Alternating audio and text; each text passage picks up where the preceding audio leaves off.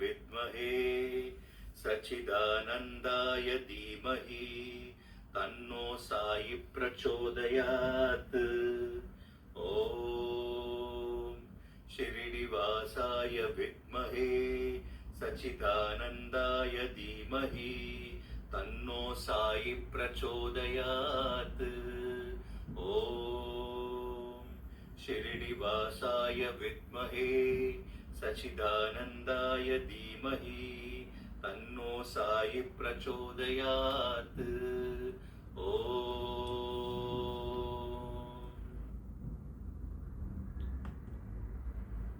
अनन्तकोटि ब्रह्मांड नायक राजाधिराज योगिराज परब्रह्म श्री सच्चिदानंद सद्गुरु साईनाथ महाराज की जय।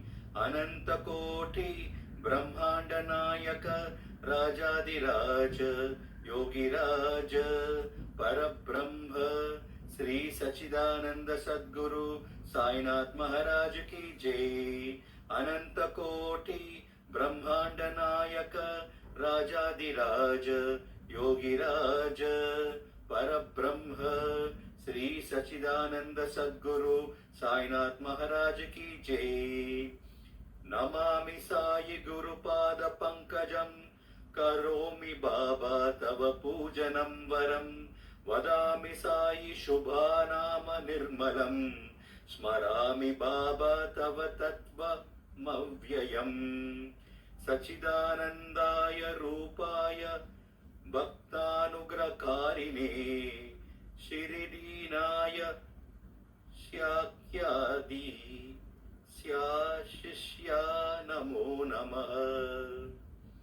मृत्युंजयाय रुद्राय सर्वधया च वैष्णवे सृष्टि च त्रिष्रूपाय साईनाथाय ते नमः।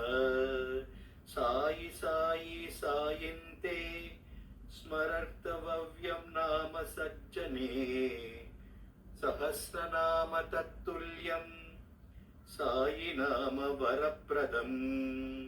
श्री साई ते सदा स्नानं श्री साई ते सदा जपं श्री साई ते सदा ध्यानं सदा साई ते कीर्तनम्।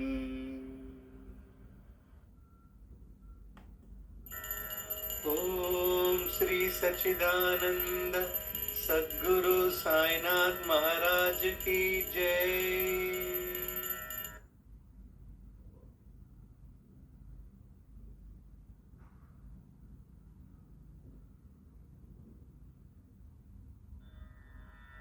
अखंड मंडलाकारं व्याप्तं येन चराचरं तत्पदं दर्शितं येन तस्मै श्री साई गुरवे नमः। अज्ञानतिमिरान्धस्य ज्ञानाञ्जनशलाकया चक्षुरुन्मीलितं येन तस्मै श्री साई गुरवे नमः। गुरुर्ब्रह्मा गुरुर्विष्णुः गुरुर्देवो महेश्वरः गुरुरेव परं ब्रह्मा तस्मै श्री साई गुरवे नमः। स्थावरं जंगमं व्याप्तं यत्किंचित् सचराचरं तत्पदं दर्शितं येन तस्मै श्री साई गुरवे नमः। चिन्मयं व्यापि यत्सर्वं त्रैलोक्यं सचराचरं तत्पदं दर्शितं येन तस्मै श्री साई गुरवे नमः। सर्वाश्रुतिशिरोरत्ना विराजितपदं भुजः वेदान्तं भुजसूर्यो यस् तस्मै श्री साई गुरवे नमः। चैतन्य शाश्वत शांतो व्योमातीतो निरंजनः बिंदुनाद कलातीतस् तस्मै श्री साई गुरवे नमः। ज्ञान शक्ति समारूढ़ः तत्त्वमाला विभूषितः भुक्तिमुक्तिप्रदाता च तस्मै श्री साई गुरवे नमः। अनेक जन्म संप्राप्त कर्म बंध विदाहिने आत्मज्ञान प्रधानेन तस्मै श्री साई गुरवे नमः। शोषणं भवसिन्धोश्च ज्ञापनं सारसम्पदः गुरोपादोदकं सम्यक् तस्मै श्री साई गुरवे नमः। न गुरोरधिकं तत्त्वं न गुरोरधिकं तपः तत्त्वज्ञानात् परं नास्ति तस्मै श्री साई गुरवे नमः। मन्नाथः श्री जगन्नाथः मद्गुरु श्री जगद्गुरुः मदात्मा सर्वभूतात्मा तस्मै श्री साई गुरवे नमः। गुरुरादिरनादिश्च गुरुः परमदैवतं गुरोः परतारं नास्ति तस्मै श्री साई गुरवे नमः। त्वमेव माता च पिता त्वमेव त्वमेव बन्धुश्च सखा त्वमेव त्वमेव विद्या द्रविणं त्वमेव त्वमेव सर्वं मम देव देव त्वमेव सर्वं मम देव देव स्वमेव सर्वं मम देव देव। ओम श्री सच्चिदानंद सद्गुरु साईनाथ महाराज की जय। ओम श्री सच्चिदानंद सद्गुरु साईनाथ महाराज की जय। ओम श्री सच्चिदानंद सद्गुरु साईनाथ महाराज की जय।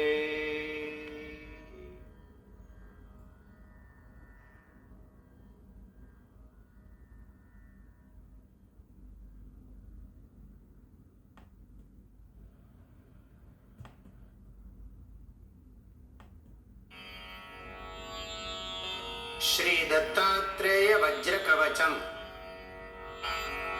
ऋषयो ऊचुः कथं संकल्पसिद्धिः स्यात् वेदव्यासकलौ युगे धर्मार्थकाममोक्षाणां साधनं किमुदाहृतम्। व्यास उवाच शृण्वन्तु ऋषयः सर्वे शीघ्रं संकल्पसाधनम् सकृदुच्चारमात्रेण भोगमोक्षप्रदायकम्। गौरीशृङ्गे हिमवतः कल्पवृक्षोपशोभिते दीप्ते दिव्यमहारत्न हेममण्डपमध्यकम् रत्नसिंहासनासीनम् प्रसन्नं परमेश्वरं मन्दस्मितमुखाम्भोजं शङ्करं प्राह पार्वती। श्रीदेव्युवाच देवदेव महादेव लोकशङ्कर शङ्कर मन्त्रजालानि सर्वाणि यन्त्रजालानि कृत्स्नशः तन्त्रजालान्यनेकानि मया त्वत्तः श्रुतानि वै। इदानीं द्रष्टुमिच्छामि विशेषेण महीतलम्। इत्युदीरितमाकर्ण्य पार्वत्या परमेश्वरः करेणामृज्य सन्तोषात् पार्वतीं प्रत्यभाषत। मयेदानीं त्वया सार्धं वृषमारुह्य गम्यते।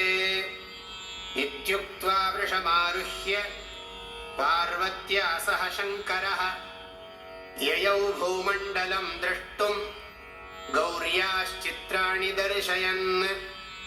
क्वचित् विन्ध्याचलप्रान्ते महारण्ये सुदुर्गमे तत्र व्याहर्तुमायान्तं भिल्लं परशुधारिणम् वध्यमानं महाव्याघ्रं नखदंष्ट्राभिरावृतम् अतीव चित्रचारित्र्यं वज्रकायसमायुतम् अप्रयत्रमनायासम् अखिलं सुखमास्थितम् पलायन्तं मृगं पश्चात् व्याघ्रो भीत्या पलायितः एतदाश्चर्यमालोक्य पार्वती प्राह शङ्करम् श्रीपार्वत्युवाच किमाश्चर्यं किमाश्चर्यम् अग्रे शम्भो निरीक्ष्यताम् इत्युक्तः स ततः शम्भुः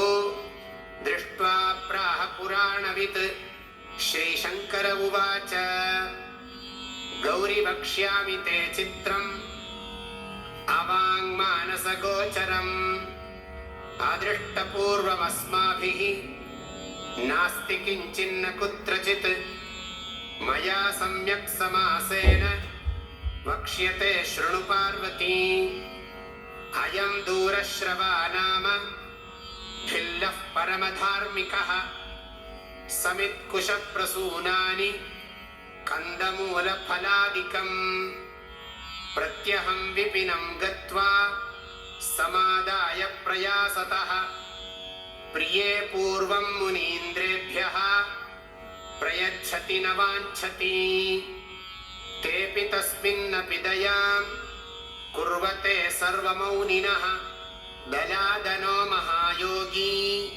वसन्नेव निजाश्रमे कदाचिदस्मरत् सिद्धं दत्तात्रेयं दिगम्बरम् दत्तात्रेयस्मर्तृगामी चेतिहासं परीक्षितुम् तत्क्षणात् सोऽपि योगीन्द्रः दत्तात्रेयः समुत्थितः तं दृष्ट्वाश्चर्यतोषाभ्यां दलादनमहामुनिः सम्पूज्याग्रे विषीदन्तं दत्तात्रेयमुवाच तम् मयोपहूतः सम्प्राप्तः दत्तात्रेयमहामुने स्मर्तृगामी त्वमित्येतत् किं वदन्तीं परीक्षितुम् मयाद्य संस्मृतोऽसि त्वम् अपराधं क्षमस्व मे दत्तात्रेयो मुनिं प्राह मम प्रकृतिरीदृशी अभक्त्या वा सुभक्त्या वा यस्मरेन्मामनन्यधीः तदानीं तमुपागत्य ददामि तदभीप्सितम् दत्तात्रेयो मुनिं प्राह दलादनमुनीश्वरम् यदिष्टं तद्वृणीष्व त्वम् यत्प्राप्तोऽहं त्वया स्मृतः दत्तात्रेयं मुनिः प्राह मया किमपि नोच्यते त्वच्चित्ते यत् स्थितं तन्मे प्रयच्छ मुनिपुङ्गव श्रीदत्तात्रेय उवाच ममास्ति वज्रकवचम् गृहाणेत्यवदन्मुनिम् तथेत्यङ्गीकृतवते दलादमुनये मुनिः स्ववज्रकवचं प्राह ऋषिच्छन्दः पुरःसरम् न्यासं ध्यानं फलं तत्र प्रयोजनमशेषतः अस्य श्रीदत्तात्रेयवज्रकवचस्तोत्रमन्त्रस्य किरातरूपी महारुद्र ऋषिः अनुष्टुप्छन्दः श्रीदत्तात्रेयो देवता द्रां बीजम् आं शक्तिः क्रौं कीलकम् ॐ आत्मने नमः ॐ द्रीं मनसे नमः ॐ आं द्रीं श्रीं सौः ॐ क्लां क्लीं क्लूं क्लैं क्लौं क्लः श्रीदत्तात्रेय प्रसाद सिद्ध्यर्थे जपे विनियोगः ॐ द्रां अंगुष्ठाभ्यां नमः ॐ द्रीं तर्जनीभ्यां नमः ॐ द्रूं मध्यमाभ्यां नमः। ॐ द्रैं अनामिकाभ्यां नमः। ॐ द्रौं कनिष्ठिकाभ्यां नमः। ॐ द्रः करतलकरपृष्ठाभ्यां नमः। ॐ द्रां हृदयाय नमः। ॐ द्रीं शिरसे स्वाहा। ॐ द्रूं शिखायै वषट्। ॐ द्रैं कवचाय हुम्। ॐ द्रौं नेत्रत्रयाय वौषट्। ॐ द्रः अस्त्राय फट्। ॐ भूर्भुवः स्वरोमिति दिग्बन्धः। ध्यानम् जगदङ्कुरकन्दाय सच्चिदानन्दमूर्तये दत्तात्रेयाय योगीन्द्र चन्द्राय परमात्मने कदा योगी कदा भोगी कदा नग्नः पिशाचवत् दत्तात्रेयो हरिः साक्षात् भुक्तिमुक्तिप्रदायकः वाराणसीपुरस्नायी कोल्हापुरजपादरः माहुरीपुरभिक्षाशी सह्यशायी दिगम्बरः इन्द्रनीलसमाकारः चन्द्रकान्तिसमद्युतिः वैडूर्यसदृशस्फूर्तिः चलत्किञ्चिज्जटाधरः स्निग्धधावल्ययुक्ताक्षोऽत्यन्तनीलकनीनिकः भ्रूवक्षश्मश्रुनीलाङ्कः शशाङ्कसदृशाननः हासनिर्जितनीहारः कण्ठनिर्जितकम्बुकः मांसलांसो दीर्घबाहुः पाणिनिर्जितपल्लवः विशालपीनवक्षाश्च ताम्रपाणिर्गलोदरः पृथुलश्रोणिललितः विशालजघनस्थलः रम्भास्तम्भोपमानोरुर्जानुपूर्वैकजङ्घकः गूढगुल्फः कूर्मपृष्ठः लसत्पादोपरिस्थलः रक्तारविन्दसदृशरमणीयपदाधरः चर्माम्बरधरो योगी स्मर्तृगामी क्षणे क्षणे ज्ञानोपदेशनिरतः विपद्धरणदीक्षितः सिद्धासनसमासीनः ऋजुकायो हसन्मुखः वामहस्तेन वरदः दक्षिणेनाभयङ्करः बालोन्मत्तपिशाचीभिः क्वचिद्युक्तः परीक्षितः त्यागी भोगी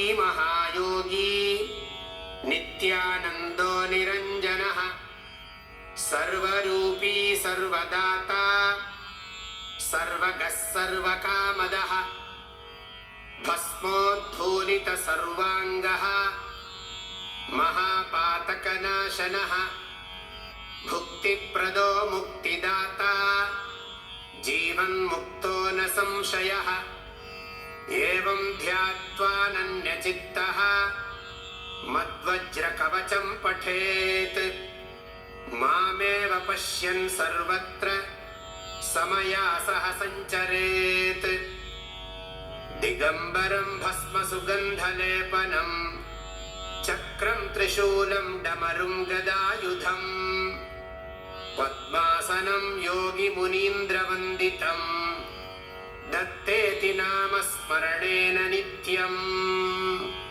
लं पृथिव्यात्मने गन्धं समर्पयामि हम आकाशात्मने पुष्पैः पूजयामि यं वायुवात्मने धूपमाघ्रापयामि रं वह्न्यात्मने दीपं दर्शयामि वं अमृतात्मने अमृतं महानैवेद्यं निवेदयामि संसर्वात्मने सर्वोपचारपूजां समर्पयामि। ॐ द्रां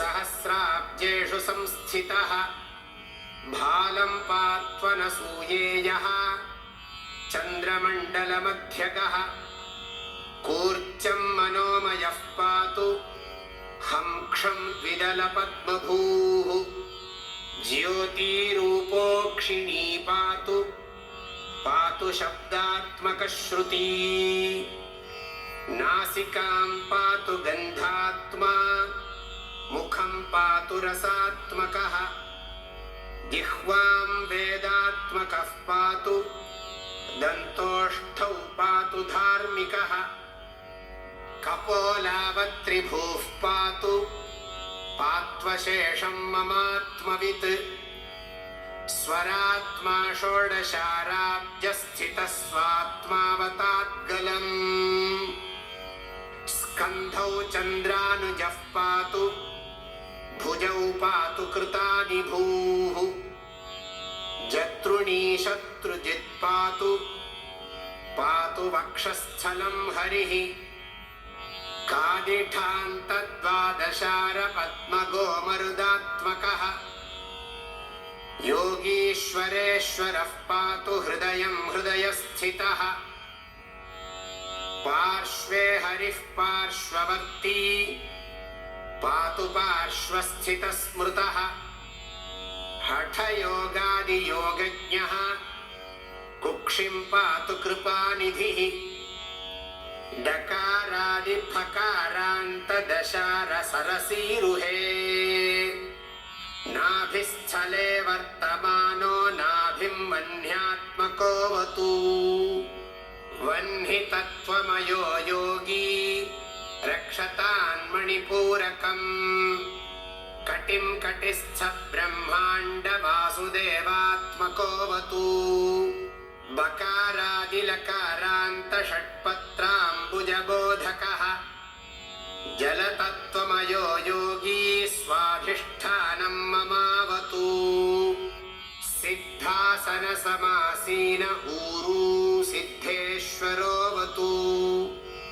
वादिसान्तचतुष्पत्रसरोरुहनिबोधकः मूलाधारं महीरूपो रक्षताद्वीर्यनिग्रही पृष्ठं च सर्वतः पातु जानुन्यस्तकराम्बुजः जङ्घे पात्ववधूतेन्द्रः पात्वङ्घ्रीतीर्थपावनः सर्वाङ्गं पातु सर्वात्मा रोमाण्यवतु केशवः चर्म चर्माम्बरः पातु रक्तं भक्तिप्रियोऽवतु मांसं मांसकरः पातु मज्जां मज्जात्मकोऽवतु अस्थीनि स्थिरधीः पायान् मेधां वेधाः प्रपालयेत् शुक्रं सुखकरः पातु चित्तं पातु दृढाकृतिः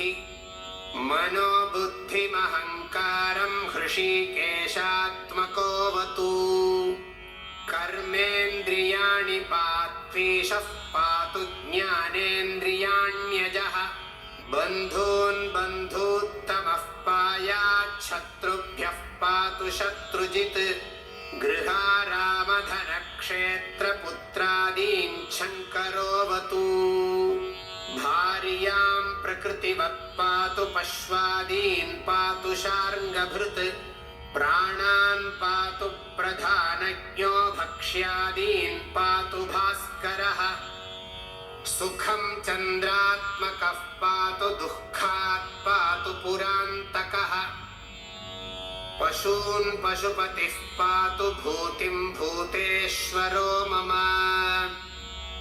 प्राच्यां विषहरः पातु पात्वग्नेय्यां मखात्मकः यां यां धर्मात्मकः पातु नैऋत्यां सर्ववैरिहृत् वराहः पातु वारुण्यां वायव्यां प्राणदोऽवतु कौबेर्यां धनदः पातु पात्वैशान्यां महागुरुः ऊर्ध्वं पातु महासिद्धः पात्वधस्ताज्जटाधरः रक्षाहीनं तु यत्स्थितं स्थानं रक्षत्वादिमुनीश्वरः। ॐ नमो भगवते दत्तात्रेयाय स्मरणमात्रसन्तुष्टाय महाभयनिवारणाय महाज्ञानप्रदाय चिदानन्दात्मने बाधोन्मत्तपिशाचवेषाय महायोगिने अवधूताय अनघाय अनसूयानन्दवर्धनाय अत्रिपुत्राय सर्वकामफलप्रदाय भवबन्धविमोचनाय आम् असाध्यसाधनाय ह्रीं विभूतिदाय क्रों साध्याकर्षणाय ऐं वाक्प्रदाय क्लीं जगत्त्रयवशीकरणाय सौः सर्वमनस्संक्षोभणाय श्रीं महासम्पत्प्रदाय ग्लौं भूमण्डलाधिपत्यप्रदाय द्रां चिरञ्जीविने वषट् वशीकुरु वशीकुरु वौषट् आकर्षय आकर्षय हुं विद्वेषय विद्वेषय फट् उच्चाटय उच्चाटय ठः ठः स्तम्भय स्तम्भय खें खें मारय मारय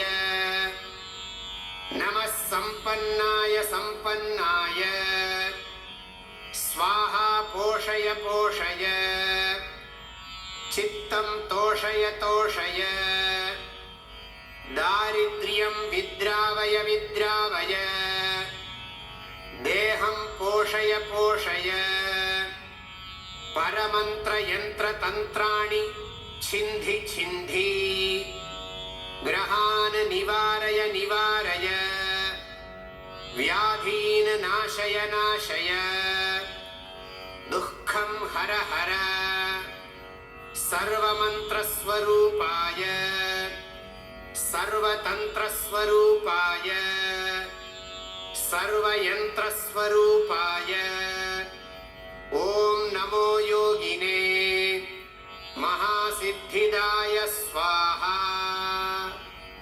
ॐ द्रां हृदयाय नमः। ॐ द्रीं शिरसे स्वाहा। ॐ द्रूं शिखायै वषट्। ॐ द्रैं कवचाय हुं।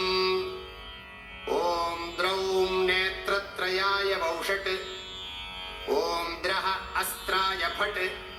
ॐ भूर्भुवस्वरोमिति दिग्विमोकः एतन्मे वज्रकवचं यः पठेत् शृणुयादपि वज्रकायश्चिरञ्जीवी दत्तात्रेयोऽहमब्रुवम् त्यागी भोगी महायोगी सुखदुःखविवर्जितः सर्वत्र सिद्धसङ्कल्पः जीवन्मुक्तोऽद्यवर्तते इत्युक्त्वान्तर्दधे योगी दत्तात्रेयो दिगम्बरः दलादनोऽपि तज्जप्त्वा जीवन्मुक्तः स वर्तते।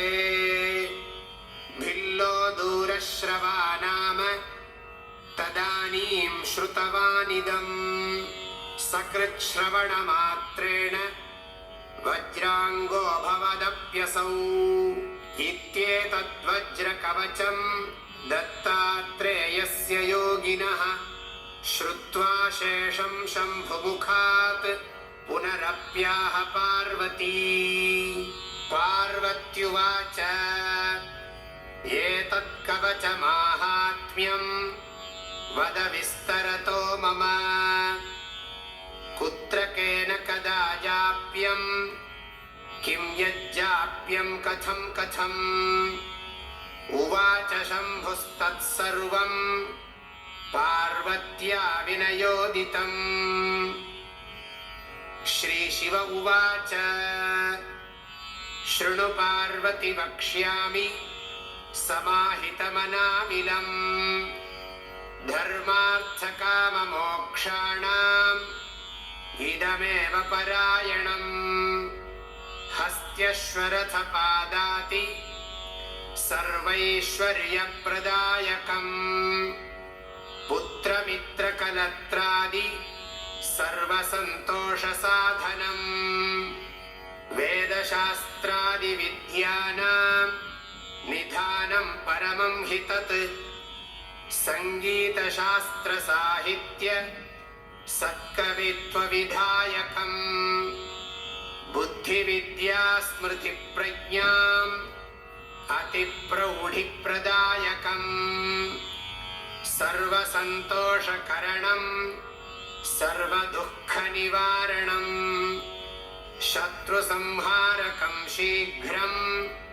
यशः कीर्तिविवर्धनम् अष्टसङ्ख्यामहारोगाः सन्निपातास्त्रयोदश षण्णवत्यक्षिरोगाश्च विंशतिर्मेहरोगकाः अष्टादश तु कुष्ठानि गुल्मान्यष्टविधान्यपि अशीतिर्वातरोगाश्च चत्वारिंशत्तु पैत्तिकाः विंशतिश्लेष्मरोगाश्च क्षयचातुर्थिकादयः मन्त्रयन्त्रकुयोगाद्याः कल्पतन्त्रादिनिर्मिताः ब्रह्मराक्षसवेतालकूष्माण्डादिग्रहोद्भवाः सङ्गजादेशकालस्थाः तापत्रयसमुत्थिताः नवग्रहसमुद्भूताः महापातकसम्भवाः सर्वे रोगाः प्रणश्यन्ति सहस्रावर्तनात् ध्रुवम्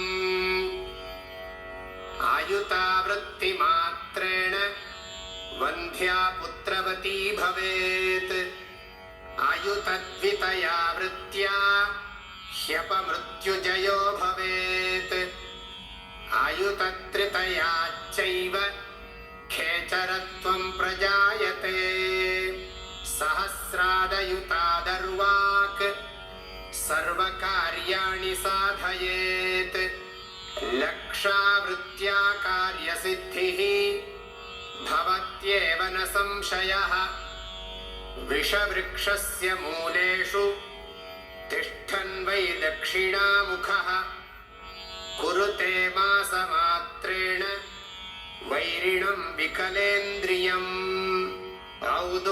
औदुम्बरतरोर्मूले वृद्धिकामेन जाप्यते श्रीवृक्षमूले श्रीकामी तिन्त्रिणी शान्तिकर्मणि ओजस्कामोऽश्वत्थमूले स्त्रीकामः सहकारके ज्ञानार्थी तुलसीमूले गर्भगेः सुतार्थिभिः धनार्थिभिस्तु सुक्षेत्रे पशुकामैस्तु गोष्ठके देवालये सर्वकामैः तत्काले सर्वदर्शितम् नाभिमात्रजले स्थित्वा भानुमालोक्य यो जपेत् युद्धे वा शास्त्रवादे वा सहस्रेण जयो भवेत्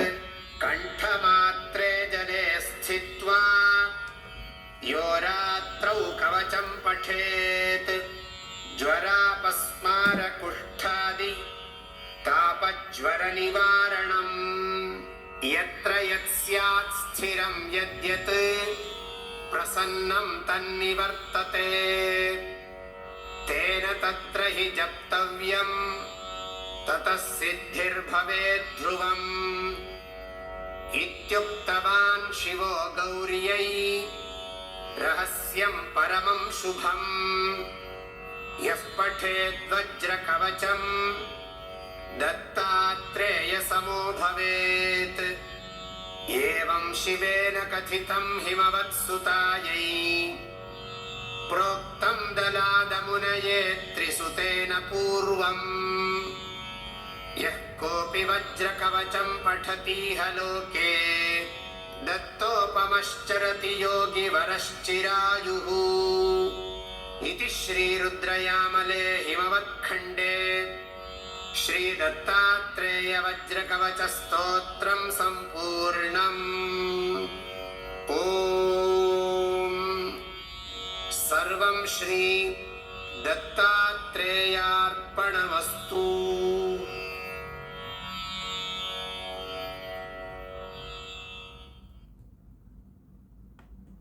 महाग्रहपीडं महोत्पतपीडं महारोगपीडं महातीव्रपीडं हरत्याशुते द्वारकामयि भस्मं।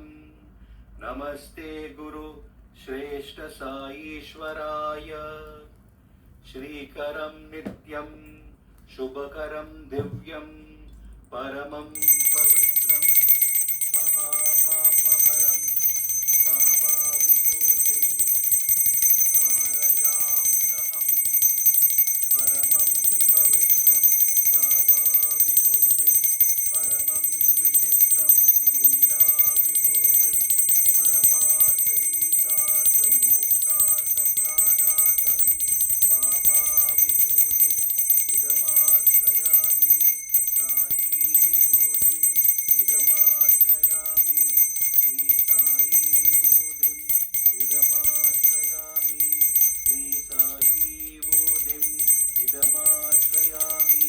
श्री साई विभूतिं इदमाश्रयामि।